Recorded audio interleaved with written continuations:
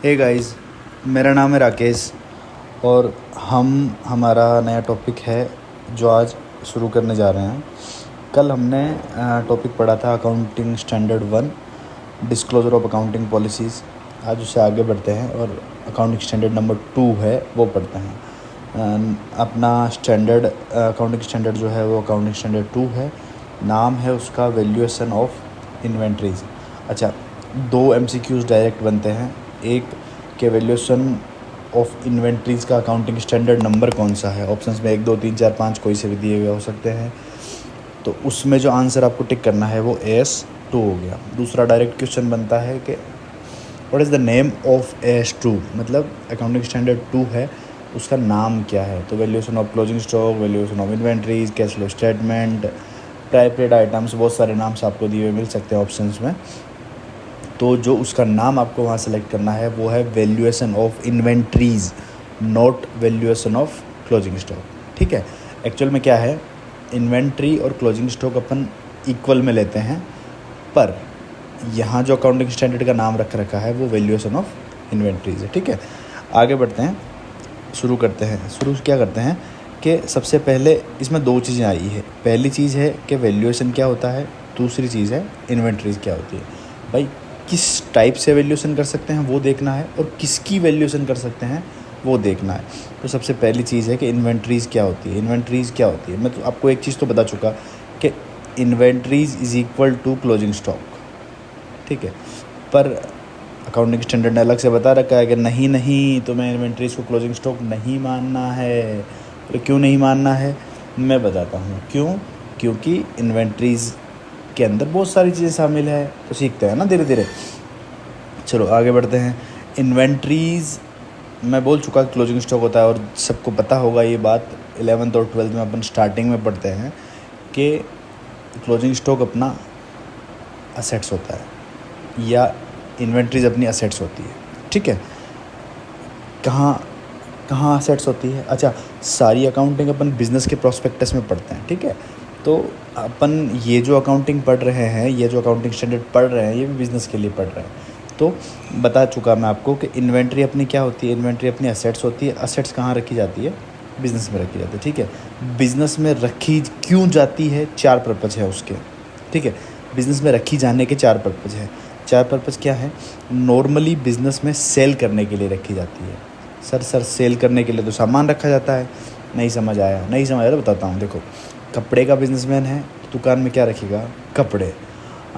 उसके अलावा अगर कोई ऑर्नामेंट्स बेचता है, गहने बेचता है, तो दुकान पे क्या रखेगा, गहने। तो नॉर्मली जो भी बिज़नेस में सेल के लिए चीज़ें रखी जाती है वो क्या होती है, इन्वेंट्री होती है। ठीक है, अच्छा अब एक चीज़ मुझे बताओ कि कोई अगर इंसान बेचने के लिए चीज़ रख रहा है तो क्या वो एकदम से अच्छे से बनी हुई होगी या उसके पार्ट्स इधर उधर बिखरे होंगे। सोच के बताओ, नॉर्मल सी बात है। अगर चीज़ जो बेचने के लिए रखी हुई है बिज़नेस में, वो हमेशा कंप्लीट बनी हुई रहेगी। कभी ऐसे गए दुकान पे, जहाँ कपड़े की दुकान पे बोले पैंट दिखाओ, तो उसने एक पैंट का जो 1 पाँव डालने का हिस्सा होता है वो अलग है, दूसरा पाँव डालने का जो हिस्सा होता है वो अलग है, बोले जोड़ लेना भैया।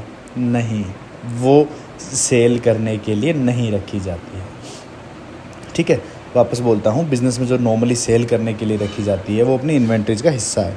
अच्छा सर, उसको बोलेंगे क्या, उसको अपन बोलते हैं फिनिश्ड गुड्स, मतलब निर्मित माल, पूर्णतया निर्मित माल।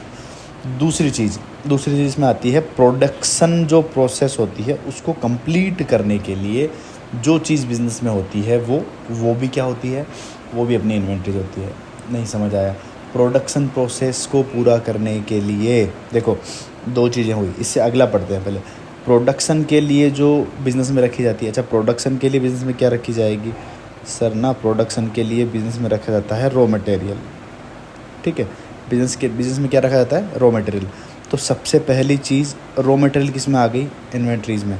अब रॉ मटेरियल से डायरेक्ट तो फिनिश गुड्स बनेगा नहीं, उसके बीच में एक ऐसी स्टेज होगी जहाँ वर्क क्या होगा, वर्क इन प्रोग्रेस, जिसको अपन शॉर्ट में बोलते हैं WIP। तो ये भी इन्वेंट्री का हिस्सा है। वापस बोल देता हूँ, रॉ मटेरियल इन्वेंट्री का हिस्सा हो गया, फिनिश गुड्स इन्वेंट्री का हिस्सा हो गया। तो बीच में अगर किसी पर्टिकुलर स्टेज पे काम अभी आधा बना हुआ है, प्रोसेस में है अभी, तो क्या वो हिस्सा इन्वेंट्री में काउंट होगा या नहीं होगा? ऑब्वियसली होगा। तो जो WIP है, जो वर्क इन प्रोग्रेस है, वो भी इन्वेंट्री का हिस्सा है। चौथा आता है maintenance supplies and consumables. Maintenance supplies and consumables क्या है? मेंटेनेंस के लिए कोई चीज़ जो नॉर्मली रखी जाती है, जैसे मान लो पंखा ख़राब हो गया, उसके बियरिंग्स रखे जाते हैं, कहीं स्क्रू चाहिए, कहीं स्क्रू ड्राइवर चाहिए, ऐसे बहुत सारी चीज़ें हैं जो अपने मेंटेनेंस के लिए, कंज्यूमेबल्स के लिए क्या स्टेशनरी का सामान रखा जाता है। उसके अलावा जो डे टू डे यूज में जो चीज़ आती है उसका सामान रखा जाता है। अब यहाँ मैंने एक चीज़ लिखी है एक्सेप्ट, इनको अलग करेंगे, इनको अलग रखेंगे, पर इनको अलग रखने की एक कंडीशन है। सर कंडीशन क्या है, पहले वो बता दो। कंडीशन ये है कि अगर इन्हें AS 10 में, अकाउंटिंग स्टैंडर्ड 10 क्या है पढ़ेंगे, फिक्स एसेट से रिलेटेड है, इतना बता सकता हूँ अभी कि अकाउंटिंग स्टैंडर्ड 10 में अगर इन्हें शामिल कर लिया गया है, अगर इन्हें शामिल कर लिया गया है, तब तो ये अपने बिजनेस में इन्वेंट्रीज का हिस्सा नहीं होगी। अगर अकाउंटिंग स्टैंडर्ड 10 में शामिल नहीं किया जाता है तो ये बिज़नेस का हिस्सा होगी। तो ये अगर अकाउंटिंग स्टैंडर्ड 10 में शामिल कर लिया गया है तो ये अपने बिज़नेस के इन्वेंट्री का हिस्सा नहीं होगी, और अगर वहाँ शामिल नहीं किया गया है तो अपने बिज़नेस में इन्वेंट्री का हिस्सा हो जाएगी। मशीनरी स्पेयर्स, मशीनरी को ठीक करने के लिए कोई भी स्पेयर्स हो सकते हैं, कोई पार्ट हो सकते हैं उसके, ठीक है। जैसे कूलर को ठीक करने के लिए उसकी मोटर हो गई, या पंखे को ठीक करने के लिए उसकी मोटर हो गई। सर्विसिंग इक्विपमेंट, किसी भी चीज़ की सर्विस करने के लिए कोई भी उपकरण जो काम में आते हैं, स्टैंड बाय उपकरण, किसी भी चीज़ के लिए पर्टिकुलर अन्य जो उपकरण काम में आते हैं, वो सब चीज़ें वापस 4 चीज़ें इंक्लूड करते हैं। रॉ मटेरियल करते हैं, फिनिश गुड्स करते हैं, बीच में एक स्टेज पे वो WIP होगा, वो भी अपनी इन्वेंट्री का हिस्सा है। मेंटेनेंस, सप्लाई, कंज्यूमेबल, ये भी अपनी इन्वेंट्री का हिस्सा है। एक्सेप्ट में ये 3 चीज़ें लिखी है मैंने, ये तब शामिल नहीं करेंगे जब उसको AS 10 में क्या कर लेते हैं, शामिल। अगर उनको AS 10 में शामिल नहीं किया गया है, मशीनरी स्पेयर्स, सर्विस इक्विपमेंट या स्टैंड बाय इक्विपमेंट, तो ये अपनी इन्वेंट्री का हिस्सा होगी, ठीक है। मैं ऊपर ही आपको ये चीज़ें बता चुका हूँ कि इन्वेंट्री कितने प्रकार की होती है। वापस देख लो, इन्वेंट्री 4 प्रकार की होती है। पहला प्रकार होता है रॉ मटेरियल, दूसरा प्रकार होता है WIP, वर्क इन प्रोग्रेस, तीसरा होता है फिनिश गुड्स, चौथा है maintenance, consumable, spares, stand by equipment. Clear है? आगे चलते हैं। फिर आता है कि अपन ने यहाँ पे ये देखा कि रॉ मटेरियल, पहले रॉ मटेरियल होता है, फिर माल WIP बनता है, और फिर क्या बनता है, फिनिश गुड्स। तो ये फिनिश गुड्स की कॉस्ट कैसे काउंट करेंगे हम, हमें पता कैसे चलेगा कि फिनिश गुड्स हमारे लिए क्या लागत लेके आया है, ठीक है। तो उसके अंदर अपन मेजरली 3 चीज़ें शामिल करते हैं, परचेज कॉस्ट, कन्वर्जन कॉस्ट और एनी अदर कॉस्ट। सर ठीक है, परचेज कॉस्ट मतलब किससे संबंधित हो गई, खरीदने से संबंधित। कन्वर्जन मतलब उसको बदलने से संबंधित, बदलना मतलब रूप बदल सकते हैं, स्थान बदल सकते हैं, लोकेशन बदल सकते हैं, मतलब जो भी उसमें अल्ट्रेशन करना है, कन्वर्जन कॉस्ट हो गई। तीसरा आता है एनी अदर कॉस्ट। सर ना ये नाम पढ़ के 2 चीज़ें तो समझ में आती है, परचेज कॉस्ट भी समझ में आती है और कन्वर्जन कॉस्ट भी समझ में। सर ये एनी अदर कॉस्ट में क्या होता है, कोई भी स्टॉक को वर्तमान स्थिति में लाने के लिए और जगह तक लाने के लिए खर्च हो गया। सर नहीं समझ आया, एग्जांपल से समझाओ।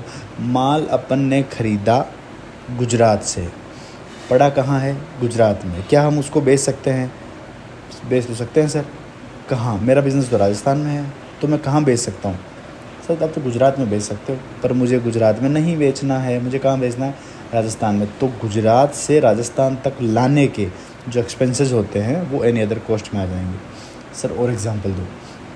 स्थिति, आपके पास फर्नीचर के लिए सिर्फ लकड़ी पड़ी है, तो लकड़ी आपके लिए रॉ मटेरियल हुआ, उसको कन्वर्ट करने की कॉस्ट कन्वर्जन कॉस्ट आ गई, पर उसमें फिर पॉलिश हुई, उसके अलावा स्क्रू लगे, फेविकॉल लगा, और जो भी उसकी स्थिति को बदलने के लिए जो खर्चे आए वो एनी अदर कॉस्ट का हिस्सा हो गया, ठीक है। आगे चलते हैं। अब ये परचेज कॉस्ट क्या होती है, कन्वर्जन कॉस्ट क्या होती है, इनको समझते हैं। परचेज कॉस्ट देखो, जो माल एक्चुअल में ख़रीदा है वो उसकी परचेज प्राइस हो गई, ठीक है। टैक्स और ड्यूटीज़ जो हमने पे की है उस पर, और वो हमेशा कैसी होनी चाहिए, नॉन रिफंडेबल, तो इसमें ऐड हो जाएगी। अगर कोई एक्सपेंसेस अपन ने परचेज़ पे किए हैं वो माइनस हो जाएंगे। अगर हमें किसी से डिस्काउंट मिला है, सप्लायर से कोई रिबेट मतलब छूट मिली है या गवर्नमेंट की तरफ से कोई सब्सिडी मिली है, तो परचेज़ प्राइस में ये हो गई ऐड, ये हो गया लेस और ये भी हो गया लेस। तो हमारी जो लास्ट में कॉस्ट आई उसको बोलते हैं अपन परचेज़ कॉस्ट। अच्छा, एक चीज़ देखो, जो डायरेक्ट एमसीक्यू बनता है उसका वो ये है कि परचेज़ कॉस्ट में शामिल होते हैं, परचेज़ कॉस्ट में वो टैक्स और ड्यूटीज़ शामिल होते हैं। पहला ऑप्शन आता है रिफंडेबल, दूसरा ऑप्शन आता है नॉन रिफंडेबल, तीसरा आता है ए और बी दोनों, चौथा आता है ए या बी दोनों। तो उसमें हमेशा ध्यान रखना कि always and always non refundable. ठीक है, तो अपन इसमें से एक चीज़ पढ़ चुके हैं, परचेज कॉस्ट पढ़ चुके हैं। दूसरी अपन चलते हैं कन्वर्जन कॉस्ट की तरफ। कन्वर्जन कॉस्ट अच्छा, किसी भी चीज़ रॉ मटेरियल को फिनिश गुड्स में कन्वर्ट करने के लिए हमारे पास में सबसे पहली जो चीज़ होती है वो होती है मटेरियल। ठीक है, दूसरी जो हमारे पास में चीज़ होती है वो होती है लेबर। सर मटेरियल से काम चला लेंगे भैया, करेगा कौन? मशीनों पे भी खड़े करने के लिए आदमी चाहिए होंगे ना, तो दूसरी तुम्हें चाहिए होगी लेबर। तीसरा चाहिए ओवरहेड। ओवरहेड बहुत सारी चीज़ें हो सकती है, वेरिएबल ओवरहेड भी हो सकते हैं और फिक्स्ड ओवरहेड भी हो सकते हैं। फिक्स्ड ओवरहेड मान लो जैसे बिज़नेस जो आपने फैक्ट्री ले रखी है, उस फैक्ट्री का जो रेंट दे रहे हैं आप, जो उसका पर महीना किराया दे रहे हैं, वो आपका फिक्स्ड ओवरहेड हो गया। उसमें वॉचमैन लगाया, उसकी सैलरी हो गई, वो भी आपको देनी पड़ेगी। ओवरहेड वेरिएबल के अंदर जो बिज़नेस में क्वांटिटी बढ़ाने के साथ बढ़ जाते हैं, क्वांटिटी घटाने के साथ घट जाते हैं, वो वेरिएबल ओवरहेड आते हैं। कॉस्टिंग अगर आपने पढ़ी होगी कहीं पे, नहीं तो हम जब कॉस्टिंग का टॉपिक लेंगे कि लेबर क्या होता है, ओवरहेड क्या होता है, मटेरियल क्या होता है, तब मैं आपको और डिटेल में बताऊंगा। फ़िलहाल ये समझिए कि परचेज़ कॉस्ट में मैंने आपको चीज़ें बताई, 4 चीज़ें। परचेज़ कॉस्ट में मैंने आपको क्या बताया कि परचेज़ प्राइस में अपने को ऐड करना है टैक्स और ड्यूटी जो नॉन रिफंडेबल हो, उसमें से माइनस क्या करना है अदर एक्सपेंसेस। अदर एक्सपेंसेस कौन से? जो परचेज़ पे हुआ है। ठीक है, उसके बाद माइनस करना है अगर हमें डिस्काउंट मिल गया है, रिबेट मिल गया है या सब्सिडी मिल गई। ठीक है, कन्वर्जन कॉस्ट में लेबर भी इंक्लूड करना है, ओवरहेड भी। ओवरहेड में कौन सा? ओवरहेड में वेरिएबल ओवरहेड भी करना है, फिक्स्ड ओवरहेड भी करना है। आगे आप जब पढ़ेंगे तो लेबर के बारे में समझेंगे कि लेबर डायरेक्ट लेबर भी होता है और इनडायरेक्ट लेबर भी होता है। ठीक है, अगला आता है कि जब हम कॉस्ट ऑफ इन्वेंट्री कैलकुलेट करते हैं तो उसमें से बाहर क्या क्या रखेंगे। भाई डायरेक्ट चीज़ें हमने सारी शामिल कर ली, बाहर क्या रखेंगे? देखो, इसका मैं एक सीधा सा आपको बता देता हूँ कि आपके जो भी इनडायरेक्ट कॉस्ट बोल लो या इनडायरेक्ट बोल लो एक्सपेंसेस, अगर ये हैं तो ये कभी भी आपकी इन्वेंट्री की कॉस्ट में शामिल नहीं होंगे। देखो, ऑलमोस्ट वही चीज़ें हैं। पहले मैं आपको चीज़ें बता दूँ, सेलिंग और डिस्ट्रीब्यूशन कॉस्ट कब होगी? जब आप माल को बेचोगे, जब उसका वितरण करोगे, तो ये आपकी इनडायरेक्ट कॉस्ट होगी। बोरोइंग कॉस्ट मतलब आपने लोन लिया है तो लोन पे क्या दोगे? ब्याज। ब्याज कभी भी हमारे डायरेक्ट एक्सपेंसेस का हिस्सा नहीं होता है।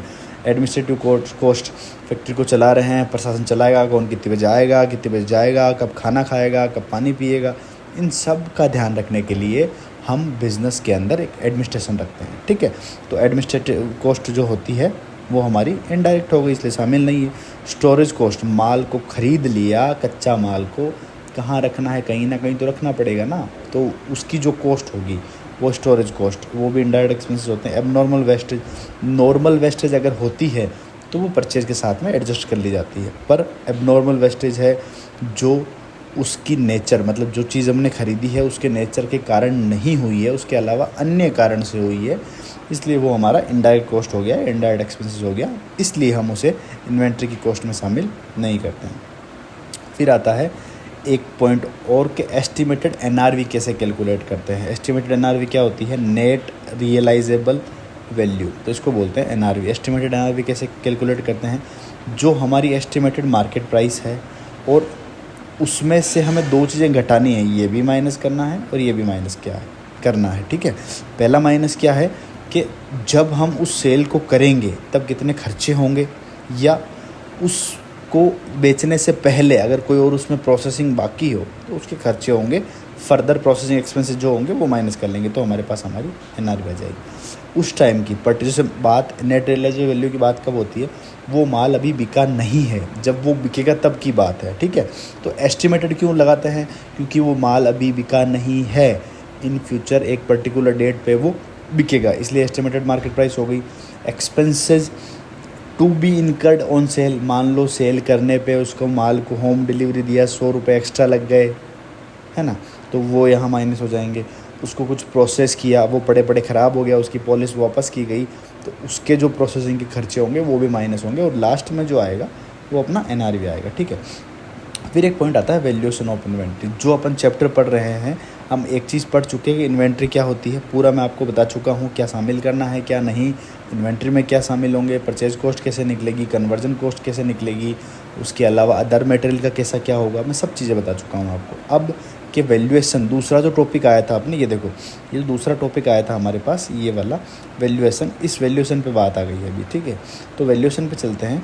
तो वैल्यूएशन में होगी कॉस्ट, जो अपन ने कैलकुलेट की है। कॉस्ट में परचेज कॉस्ट या कन्वर्जन कॉस्ट, जो भी हमारे पास में अवेलेबल है वो कॉस्ट, और जो ये नेट रियलाइजेबल वैल्यू जो हमने NRV यहाँ कैलकुलेट की है, उन दोनों में से जो भी कम होगा, इन दोनों से जो भी कम होगा वही हमारी इन्वेंट्री की वैल्यूएशन हो जाएगी, ठीक है। आगे एक बहुत इंपॉर्टेंट लाइन आती है कि जहाँ जहाँ बाई प्रोडक्ट है वो हमेशा किस पे वैल्यू किया जाएगा, तो वो NRV पे किया जाएगा। सर बाई प्रोडक्ट क्या होता है? किसी भी प्रोडक्ट को निकालने के लिए जो मेजर प्रोडक्ट के साथ में माइनर प्रोडक्ट निकल जाते हैं वो बाई प्रोडक्ट होते हैं। सर एग्जांपल देके समझाओ ना। जब हम पेट्रोल का शुद्धिकरण करते हैं तो पेट्रोल का शुद्धिकरण करने से हमें बहुत सारे बाई प्रोडक्ट मिलते हैं। हमें तारकोल मिल जाता है, हमें लुब्रिकेंट मिल जाता है। ऐसे जो बाई प्रोडक्ट होते हैं उन बाई प्रोडक्ट को हमेशा किस पे वैल्यूएशन किया जाएगा? NRV पे। सर ये लुब्रिकेंट समझ नहीं आता, कोई नॉर्मल सा एग्जांपल दो ना। जब दही को मथते हैं, दही मतलब दूध में जामुन दिया, दही जमाया, दही जमने के बाद उसको मथते हैं। मेन पॉइंट क्या होता है दही मथने का? घी बनाना। छाछ करना कभी भी नहीं होता है। तो छाछ करना इज़ बाई प्रोडक्ट, और वो हमेशा किस पे वैल्यूएशन किया जाएगा? वो होगा NRV पर, ठीक है। लास्ट आते हैं कि मेथड क्या है वैल्यूएशन के, ये ध्यान रखना। डायरेक्ट क्वेश्चन आता है कि अकाउंटिंग स्टैंडर्ड 2 के अनुसार वैल्यूएशन के मेथड निम्न में से कौन सा है और कौन सा नहीं है। 4 मेथड हैं सिर्फ। एक है FIFO, SIM, SRPM और WAM, ठीक है। यहाँ एक चीज़ ध्यान रखना, लीफो नहीं है, सिंपल एवरेज मेथड नहीं है। कौन सा है? FIFO, first in first out method, ठीक है। SIM, specific identification method. SRPM, standard retail price method. WAM, weighted average method. वापस रिपीट कर देता हूँ, लीफो नहीं है, सिंपल एवरेज मेथड नहीं है, FIFO है, first in first out method, specific identification method, standard retail price method, weighted average method. 4 method S2 में अपने को दे रखे हैं, वो आपको ध्यान रखना है। लास्ट, जहाँ पे मल्टीपल स्टॉक होता है वहाँ वैल्यूएशन कैसे होगी? मल्टीपल स्टॉक की वैल्यूएशन भी वैसे होगी जैसे नॉर्मल इन्वेंट्री की होती है। कॉस्ट और NRV which ever is lower, ठीक है। मल्टीपल स्टॉक क्या होता है? कुछ नहीं होता मेरे भाई। जहाँ एक स्टॉक पर्टिकुलर किसी एक चीज़ का स्टॉक नहीं रह के छोटी छोटी अलग अलग छोटे छोटे स्टॉक बहुत सारे रखे जाते हैं, वो मल्टीपल स्टॉक होता है, और उसका वैल्यूएशन भी कॉस्ट और NRV which ever is less पर किया जाता है, ठीक है। फिर अच्छा, कुछ चीज़ें मैं आपको S1 में 1 या 2 पॉइंट जो रह गए थे मैं बता देता हूँ। जो मेरी क्लास रेगुलर ले रहे हैं, जिन्होंने S1 पढ़ा होगा उसको भी बता देता हूँ कि मैंने आपको कल 3 फंडामेंटल अकाउंटिंग अजम्पशंस बताई थी। 3 फंडामेंटल अकाउंटिंग अजम्पशन में बताई थी। मैंने बताया था CAG में कंसिस्टेंसी बताया था मैंने आपको, दूसरा बताया था मैंने अक्रूवल बताया था, अक्रूवल के बाद में बताया था मैंने गोइंग कंसर्न, ठीक है। मैंने आपको इनके मीनिंग बता दिए थे। जिन लोगों ने नहीं देखा है पहले S1 की क्लास देखें और उसके बाद आगे बढ़ें। मुझे जो इसके बारे में बताना था कि जब ये 3 अकाउंटिंग अजम्पशन फॉलो की जाती है, अगर ये फॉलो की जाती है तो इनको कहीं पे भी डिस्क्लोज़ करना ज़रूरी नहीं है, समझ गए। जब अपन 3 अकाउंटिंग अजम्पशन जो है उनको अगर हम फॉलो करते हैं तो फंडामेंटल अकाउंटिंग अजम्पशन को फॉलो करने पे उन्हें डिस्क्लोज़ करना ज़रूरी नहीं है। अगर फॉलो नहीं कर रहे हैं, फॉलो नहीं कर रहे हैं, तो इनको क्या करना ज़रूरी है, डिस्क्लोज़ करना ज़रूरी है। ठीक है, तो आज का हमारा टॉपिक यहाँ ख़त्म होता है। अकाउंटिंग स्टैंडर्ड 2 एक नए टॉपिक के साथ मिलेंगे नेक्स्ट डे। और फ़िलहाल के लिए अगर चीज़ें समझ में आती है तो चैनल को लाइक करें, सब्सक्राइब करें और बेल आइकन को भी दबा दें, ताकि जैसे ही नए वीडियोस अपलोड हों आपको झट से नोटिफिकेशन मिल जाए। अगर वीडियो में कुछ पसंद आया हो या कुछ अच्छा लगा हो तो कमेंट्स करें, उसको लाइक करें, अपने दोस्तों के साथ शेयर ज़रूर करें। ठीक है, bye bye, good night, take care.